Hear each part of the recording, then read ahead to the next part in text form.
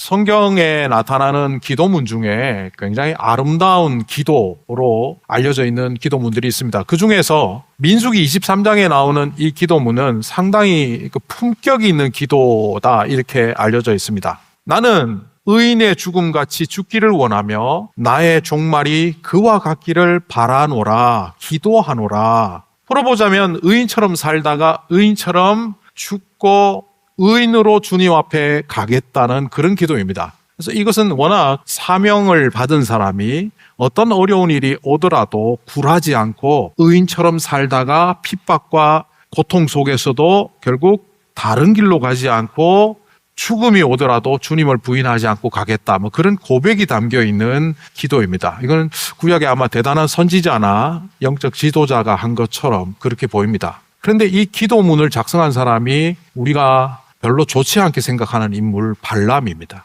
발람은 처음 등장할 때는 예언자로 등장했습니다. 선지자라고 나오고 있습니다. 또한 그가 했던 그 활동들은 그 당시 고대 근동 지역에 소문이 파다했습니다. 하나님의 선지자 중에 가장 능력 있는 선지자를 말한다면 예언자 발람이다라고 소문이 나 있을 정도였습니다. 그래서 이스라엘 백성들을 해코지하기 위하여 능력의 종을 발락 왕이 찾았는데 그가 바로 발람 선지자였습니다. 그런데 그의 삶은 어떻게 흘러갔는지 죽음을 통하여 읽을 수가 있습니다. 그가 가나안 백성들과 함께 이스라엘 백성의 손에 죽임을 당했는데 그 죽음의 현장이 여호수아 13장에 이렇게 기록되어 있습니다. 이스라엘 자손이 그들을 죽일 때에 가나안의 부족들을 죽일 때에 점쟁이 발람도 칼로 같이 죽였더라. 예언자였고 선지자였던 사람이 죽음의 현장에 이르니 생의 끝에는 점쟁이랍니다. 이 점쟁이란 단어는 굉장히 사람을 낮추어서 말할 때 하는 그런 단어입니다. 하나님의 쓰임새가 있는 일꾼이나 하나님의 사역자에게는 도저히 붙일 수 없는 말을 여기 붙였습니다. 그러니까 발람이라는 선지자가 결국 죽을 때는 선지자도 아니고 점쟁이, 무당에 불과했다는 겁니다. 그렇다면 그가 좀 전에 기도했던 기도는 진심이 안 담긴 기도입니까? 좀 전에 읽어드렸던 그 민수기에 등장하는 나는 의인처럼 살다가 의인처럼 죽고 하나님 앞에 의인으로 가겠다는 이 기도가 그냥 미사려구였겠습니까? 아니죠. 젊은 시절 그가 가졌던 인생의 목표고 꿈이고 비전이었을 겁니다. 그런데 왜 인생이 끝에 가서 그렇게 되었을까요? 정확하게 말하면 끝에 가서 그렇게 된 것이 아니라 끊임없이 어긋나다 보니 결국은 빗나가 버린 겁니다. 신약 성경에 죄라고 나오는 하마르티아라는 이 단어가 사실은 죄로 번역하지만 의미를 풀어보면 관역에서 빗나갔다입니다. 화살 시위에서 화살이 날아갈 때 힘을 다하여 잘 조준을 했습니다. 그런데 조준을 하면서 살짝 비틀어진 궤도를 맞추어서 날아가면 그 화살은 결국 관역을 맞추지 못하고 빗나가 버린다. 이게 바로 하마르티아, 죄라는 단어의 직접적인 표현입니다. 그가 4번의 예언을 발람 선지자가 구약 성경에서 합니다. 그런데 이 말은 따져보면 다 정확한 예언이었습니다. 이스라엘 백성들을 향한 예언은 맞았습니다. 그가 놀라운 꿈을 가졌고 하나님의 말씀을 이른바 신탁을 받아서 하나님의 계시를 전할 때 정확하게 4번을 전했습니다. 그런데 왜 그는 이렇게 점쟁이로 칼에 맞아 죽는 인생으로 끝났을까요? 그가 입으로 말했던 그 꿈과 삶의 결말이 왜 이렇게 간극이 클까요? 혹자들은 그의 다짐이 잘못되었다, 목표가 잘못되었다, 예언이 잘못되었다 말하는데 성경은 전혀 그렇게 말하지 않습니다. 그의 비전도 기도도 사실은 예언의 내용도 정확했습니다. 그렇다면 이 간격을 유발시키는 원인은 어디에 있을까요? 제가 왜 발람 이야기를 먼저 하느냐 하면 이 발람이 오늘 여호수아 22장의 동쪽 지파 사람들을 묵상하다가 떠올랐습니다. 발람의 삶의 궤적과 이 동쪽 지파 사람들의 삶의 궤적이 겹쳐지기 때문입니다. 오늘 길게 읽었던 성경 본문은 간단하게 보면 동쪽으로 가던 이 2지파 반의 용사들이 요단강을 건너기 전에 돌 제단을 쌓았습니다. 10절에 나오는 것을 볼 때 굉장히 큰 제단을 쌓았습니다. 서쪽에서 보든 동쪽에서 보든 북쪽에서 보든 남쪽에서도 보든 어디서든 사통발달 다 보일 수 있을 만큼 거대한 돌제단을 쌓았습니다. 그 원형은 실로에 있는 성막에 있는 하나님의 제단의 모양을 그대로 본따서 확대해서 쌓았습니다. 이 소식을 들은 이 서쪽 땅에 있던 9지파만은 분개했습니다. 전쟁을 하겠다고 사람들을 모으기 시작합니다. 이게 무슨 상황이냐? 이 돌제단을 쌓는 그 모습은 이 서쪽 9지파 반의 입장에서 보면 배교함으로 보였기 때문입니다. 조선시대 사극 보셨습니까? 막 왈가왈부하다가 요 단어 한마디만 딱 하면 그 사람은 완전히 사라지지 않습니까? 그 단어가 뭡니까? 영모다. 왕을 배반하고 국가 권력을 전복시키기 위하여 영모를 꾸미는 사람은 삼족을 멸하던 조선시대의 그 분위기처럼 이스라엘 백성들에게 배교다라고 선언하면 그것과 흡사합니다. 또 그들은 모세와 함께 이동하는 과정, 그리고 여호수아와 함께 가나안 땅에 들어와서 그 짧은 시간 안에 두 가지 사건을 통하여 트라우마를 갖고 있습니다. 첫 번째 사건은 부올 바알 사건입니다. 부올에서 일어났던 사건은 바로 우상 숭배를 통하여 백성들이 하나님으로부터 크게 심판받았던 그 고통과 아픔과 슬픔의 자리입니다.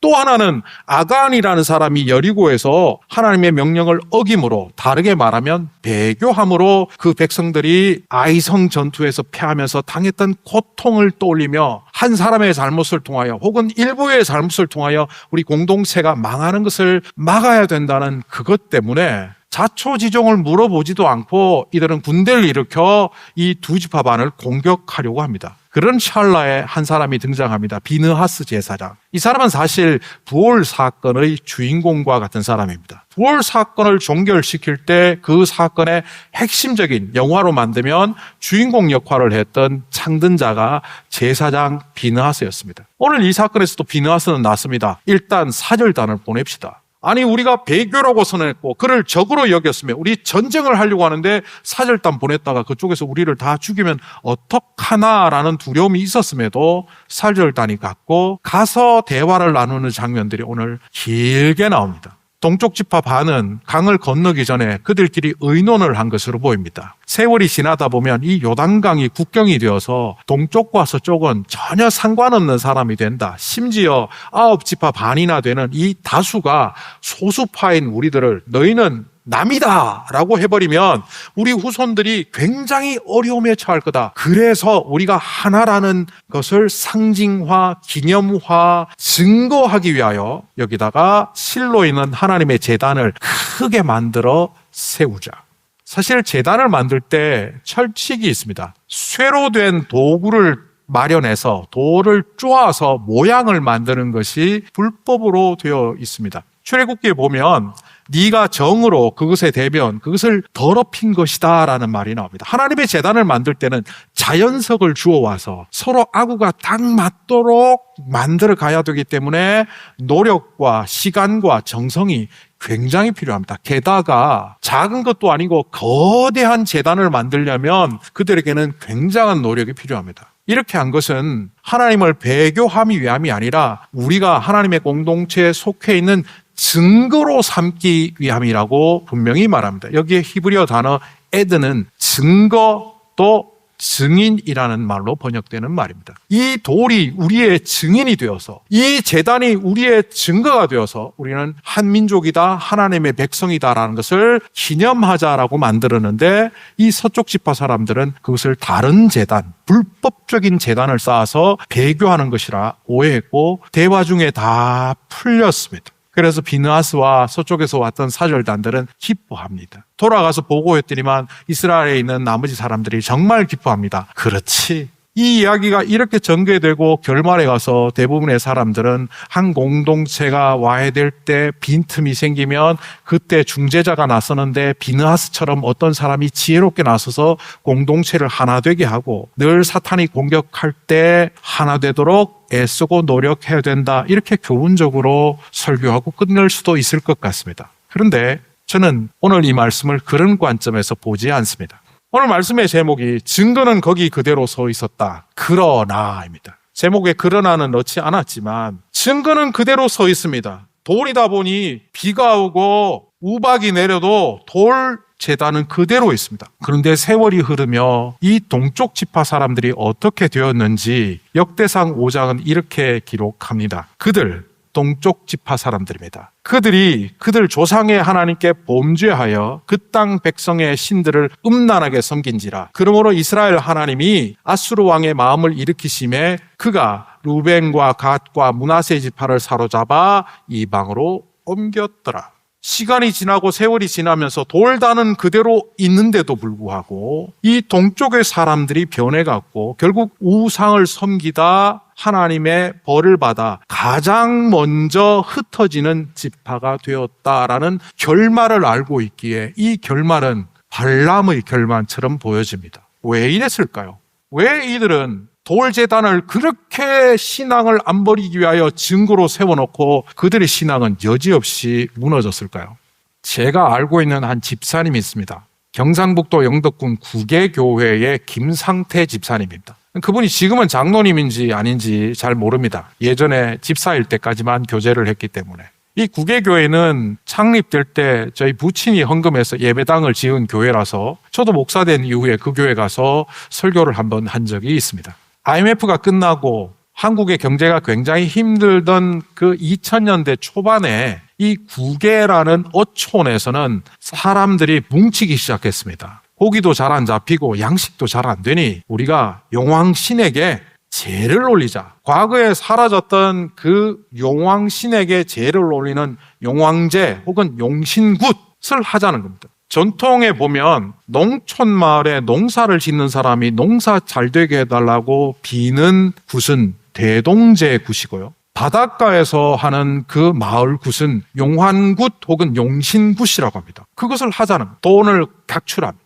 이 김상태 집사님은 돈을 안 내었습니다. 나는 크리스찬입니다. 고기가 많이 잡히든 안 잡히든 돈 낼 수 없습니다. 그리고 제주가 되어서 술 한잔 따르는 것도 못합니다. 동네에서 왕따 당하고 심지어는 같은 교회 다니는 다른 사람들도 집사님들도 다 참여하는데 왜 너만 참여 안 하냐 해갖고 왕따를 당하고 어촌계에서 어장을 배분해 줄 때 제일 시원찮은 데를 배정받고 그렇게 몇 년 어려움을 겪었습니다. 아마 이 동쪽 지파 사람들이 그랬을 것 같아요. 처음 정착해서 목축업을 시작했고 떠돌이 40년을 보내다가 이제 정착한 백성이 되고 보니 본래 정착해 있는 토착민들의 농사법, 목축법, 그 지역의 땅을 관리하는 법, 물 관리하는 법을 배웠을 겁니다. 그거 하나씩 배울 때마다 우상 하나씩 들어왔을 거고 결국 고사 지내야 되고 뭐 땅 밟기 해야 되고 불 피워서 올려야 되고 이런 우리 한국식으로 제가 설명을 한 겁니다. 그런 무속신앙과 같은 우상들이 들어오는 걸 그들은 막지 않았을 거고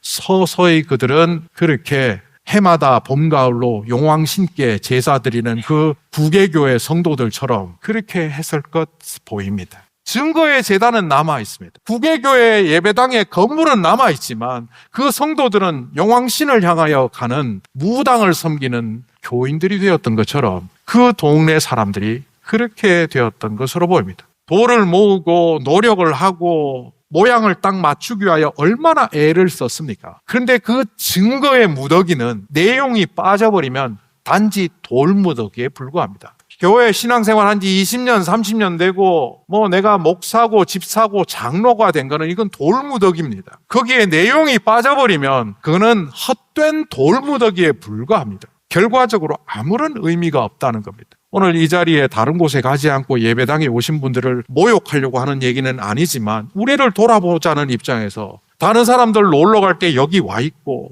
헌금하고 예배 드리는 거 얼마나 귀합니까? 그런데 여기에 내용이 빠져버리면 이런 종교 행위는 전부 돌무더기에 불과합니다. 왜 이들이 이런 간격이 생겼을까? 발람도 그렇고 이 동쪽 지파 사람들이 그렇게 되었을까? 그 간격이 어디서 왔는지를 볼 수 있는 두 제단 이야기를 하겠습니다. 갈멜산에 북이스라엘이 전부 우상을 섬기던 시절에 엘리야라는 선지자가 등장했고 주변에 따르던 사람들과 함께 제단을 쌓자고 합니다. 제단을 쌓자고 하는 이야기를 열왕기상 18장에서 이렇게 말합니다. 이때 엘리야가 온 백성들에게 가까이 오라고 말하면서 무너진 여호와의 제단을 고쳐 쌓자라고 말합니다. 이거는 유추해 보건대 갈멜 산상에서 있던 그 제단은 이미 무너져 내렸습니다. 수십 년, 수백 년 동안 하나님께 제사를 드리지 않던 북이스라엘의 우상의 문화는 하나님의 제단을 무너뜨렸습니다. 겨우 돌 몇 개 곶고 거기다가 물 뿌리고 해서 짐승을 바쳤는데 아름다운 제단인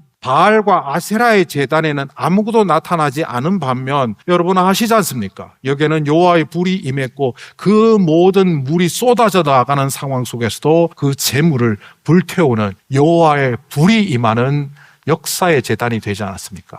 그런데 그 돌무더기 제단은 갈멜산에 올라가도 없습니다. 제가 10년 전 갈멜산에 올라갔는데 2016년에 가서 혹시 여기 있을까 아무리 찾아도 없더라고요. 여호와의 불이 임하는 제단이 하나님의 제단입니다. 또 다른 제단은 창세기 22장에 아브라함이 모리아 땅 산에 쌓은 제단입니다. 아들 데리고 올라가서 아들은 나무찜 지고 그때 아브라함은 120세로 추정됩니다. 주변에 있는 돌들을 대충 고았을 겁니다. 아직 모세 율법이 오기 전이니까 율법도 없는 상황에서 주변에 돌을 적당히 놓고 아들을 거기에 눕혀서 하려고 했기 때문에 이 제단은 엉성하기 짝이 없는 구약 역사 속에 제일 형편없는 제단일 겁니다. 그 흔적도 지금 찾을 수가 없습니다. 그런데 하나님께서는 자기의 가장 사랑하는 아들 이삭을 바치려고 하는 그 마음을 받으시고 이삭을 살리시면서 그 제단이 우리에게 어떻게 기억되고 있습니까? 여호와 이레, 여호와께서 준비하신다. 풀어보면 모든 만물을 통치하시는 주님, 이 사건마저도 준비하시는 주님, 역사의 주관자 되시는 하나님, 수천 년 전 아브라함이 쌓았던 돌무더기 제단은 사라졌지만 그가 가졌던 영적인 제단은 하나님 앞에서 온전한 헌신을 통하여 수천 년을 거쳐서 지금 우리에게까지 흘러오는 거룩한 영적 강물이 되지 않았습니까? 돌제단을 쌓기 위해서 열심히 애썼던 이 동쪽 지파 두 지파 반은 몇백 년 이후 그들은 흔적도 없이 사라졌지만 수천 년 전 아브라함의 제단은 사라졌지만 믿음은 남아있고 갈멜 산상에 보잘것없는 돌무더기들은 사라졌지만 그때 임하셨던 여호와의 불은 시대와 역사를 막론하고 필요할 때마다 오셔서 예루살렘의 성령의 임재 사건을 통하여 교회를 세우시고 16세기의 교회를 새롭게 하는 개혁의 교회를 세우시고 12년 전 이 땅에 하늘님 교회를 있게 하시지 않았습니까? 그래서 바울은 이렇게 말합니다. 너희는 그리스도의 편지니 먹으로 쓰는 것이 아니라 오직 살아계신 하나님의 영으로 쓴 것이라. 너희는 돌판에 쓰여진 것이 아니라 마음의 신비에 새겨졌다. 김상대 집사님 이야기를 마저 할까요? 마을에서 왕따를 몇 년 동안 당하고 마을 구세에 참여 안 한다고 교회에 서고 동네에서 왕따 당하던 이 김상태 집사님 2001년도 그 무렵으로 기억합니다. 방어가 겨울에 굉장히 비싸거든요. 한 마리 막 20만 원, 30만 원. 지금은 더 비싸겠지만 수천 마리가 다른 어장을 피해갖고 김상태 집사님 어장으로 수천 마리가 들어와서 그 당시에 무려 한 12억인가를 지금부터 20몇 년 전에 12억을 벌었습니다. 그리고 몇 달 지나서는 멀쩡한 고래가 그 어장으로 들어와서 죽었습니다. 한국 법에 살아있는 고래는 못 잡게 되어 있지만 죽은 고래는 포획할 수 있습니다. 고래가 1억이 넘습니다. IMF 때문에 빚졌던 거 다 갚고 그 11조를 떼어서 저희 부친이 세워놨던 예배당이 낡아서 20년이 지나가니까 그 예배당을 그 11조로 다시 지었습니다. 이 포인트는 그 물질을 복받았다는데 포인트가 있는 게 아닙니다. 그 집사님이 국민일보와 인터뷰하면서 제가 그분이 또 나중에 해놓은 횟집에 찾아가서 직접 들은 이야기를 종합하면 이겁니다. 내가 방어로 인하여 수십억을 벌었기 때문에 고래를 잡아서 큰 돈을 벌었기 때문이 아니라 목사님, 우리 동네에 마을 굿이 없어졌습니다. 돈 내고 몇 년째 열심히 굿판 벌여봐야 우리는 방어 한 마리도 안 들어오는데 돈도 안 내고 굿도 안 하고 왕따당하던 김상태 씨는 방어가 한꺼번에 그쪽으로만 다른 어장을 다 피해가고 헤엄쳐서 그쪽으로 가지를 않나. 심판 기적이라. 그리고 우리 이거 하지 말자. 그리고 많은 사람들이 교회를 나왔답니다. 그래서 그 김상태 집사 이게 참 힘들고 어렵지만 이 세월을 지나고 보니 내가 증인된 것 같아서 참 기쁩니다. 예수님께서 제자들에게 마지막으로 당부하신 말씀이 뭡니까? 성령이 너희에게 내리시면 너희는 능력을 받고 예루살렘과 온 유대와 사마리아와 땅끝까지 내 증인이 되리라. 동쪽 지파 사람들은 증거를 쌓았습니다. 그런데 아브라함은 그 돌제단에서 자신이 여호와 일의 증인이 되었습니다. 엘리야는 허물어진 제단에 임하는 여호와의 불의 증인이 되었습니다. 우리는 우리가 쌓아놓은 업적을 증거로 삼으려고 하고 우리가 믿었던 신앙의 이력을 증거로 내세우지만 내가 만약 증인이 되지 않는다면 우리는 어느새 동쪽 지파 사람들처럼 증거는 쌓아두되 자신은 변질되는 신앙인이 될 겁니다. 이 간격이 어디에서부터 왔습니까? 여러분의 인생 가운데 성령님의 임재가 있습니까? 이 성령님의 임재를 은사 이쪽으로만 국한시키지 마십시오. 여러분이 어떤 결정을 할 때, 관계 속에서 어떤 판단을 할 때, 이익을 쫓아갈 때 주님의 뜻을 물으셨습니까? 그리고 그 묻는 과정에 어렵고 힘들지만 올바른 것을 선택하며 손해보는 것을 기꺼이 택하셨습니까? 그때 성령님은 우리의 인생 가운데 임하는 겁니다. 가장 좋아하는, 목숨보다도 귀한 이삭을 바치려고 할 때 그때 하나님은 안 바쳐도 된다. 내가 너에게 모든 것을 주겠다고 하시지 않습니까? 아무것도 내어놓지 않으면서 하나님 왜 내 인생에 주시지 않는다고 말하는 그런 어리석은 자가 아니라, 증거를 보여달라고 말하는 어리석은 믿음이 아니라 어떤 상황 속에서도 나를 드릴 수 있을 때 바로 그 사건을 통하여 하나님이 역사하시고 그 사건 속의 주인공이 된 나는 엘리야처럼, 아브라함처럼, 초기 신약교회 성도들처럼 증인이 된다는 것을 우리는 기억해야 합니다. 그리고 바로 그 증인이 한울림 교회이고 여러분입니다. 그리고 그런 증인을 통하여 이 땅에 복음이 선포되며 하나님 나라가 세워진다는 것을 기억하며 증거보다는 증인으로 살아가는 우리 모두가 되기를 축복합니다.